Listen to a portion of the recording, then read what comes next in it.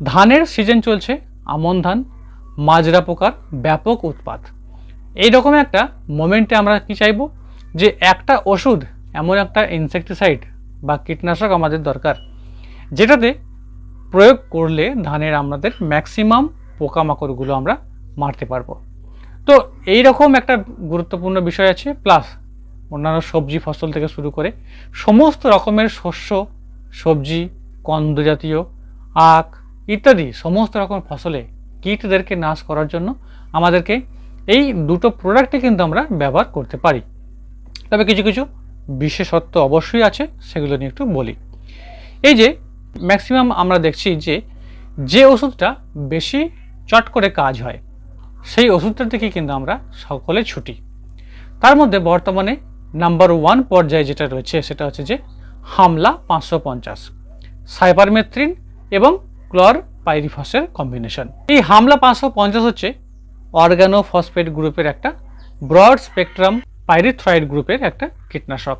এটা ক্লরপাইরিফস এখানে কন্ট্যাক্ট ওয়েতে কাজ করছে এবং সাইপারমেথ্রিন 5% এখানে সিস্টেমিক ওয়েতে কাজ করছে, মানে 50 এবং 5 টোটাল 55 এই শতাংশ। এটা হচ্ছে ইসি ফর্মে রয়েছে, ইমালসিবল কনসেন্ট্রেট। এই যে হামলা 550, এর যে টক্সিসিটি লেভেল হচ্ছে আপনার ইয়েলো, আপনি দেখতে পাবেন এখানে ইয়েলো লেভেল দেওয়া রয়েছে। আমরা টক্সিসিটির 4টে লেভেল দেখতে পাই।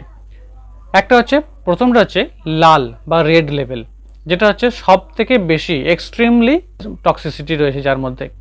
সেকেন্ড হচ্ছে ইয়েলো লেভেল, যেটা হচ্ছে হাইলি টক্সিসিটি রয়েছে বা খুব উচ্চ মানের বিষক্রিয়ার মধ্যে বর্তমান। নাম্বার 3 হচ্ছে ব্লু লেভেল, যেটা হচ্ছে মডারেটলি টক্সিসিটি রয়েছে। এবং নাম্বার 4 হচ্ছে গ্রিন লেভেল, অর্থাৎ মোটামুটি সামান্য স্লাইটলি টক্সিসিটি বর্তমান রয়েছে।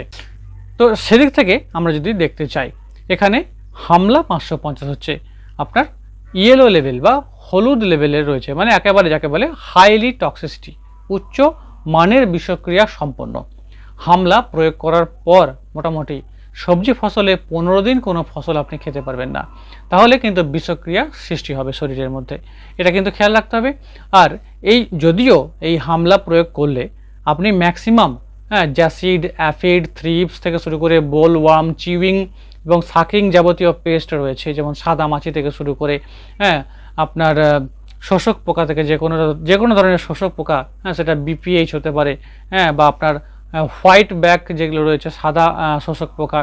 এছাড়া আমাদের ধানের মাজরা পোকা থেকে শুরু করে পাতা মোড়া, লিফ ফোল্ডার ইত্যাদি, শ্যামা পোকা, সমস্ত রকমের কীটদেরকে এই হামলা 550 প্রয়োগ করলে কিন্তু ধ্বংস করা যায়।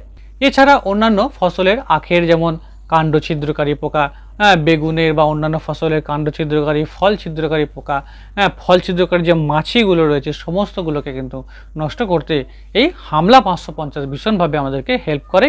যে কারণে কিন্তু এর কাজের জন্যই আজকে সারা ভারতবর্ষ জুড়ে এর বেশি পরিমাণ এত ব্যাপক প্রচার, ব্যাপক টক্সিসিটির কথা চিন্তা একেবারেই করে না।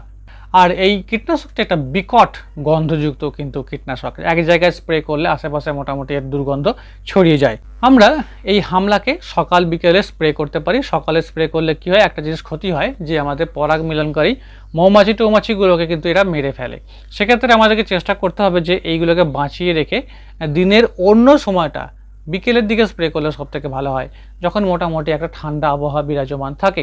আর অতিরিক্ত গরমে, অতিরিক্ত রোদ্দুরে কিন্তু এটাকে স্প্রে না করাই ভালো, তাহলে কিন্তু গাছের পাতায় স্কর্চিং বা পুড়ে যেতে পারে। ডোজ যদি আমরা বলি, মোটামুটি 15 লিটারের ড্রামে আপনি 35 থেকে 40 ml এই হামলাকে গুলে স্প্রে করতে পারেন। আর প্রতি একরে 200 লিটার জলে গুলে অন্যান্য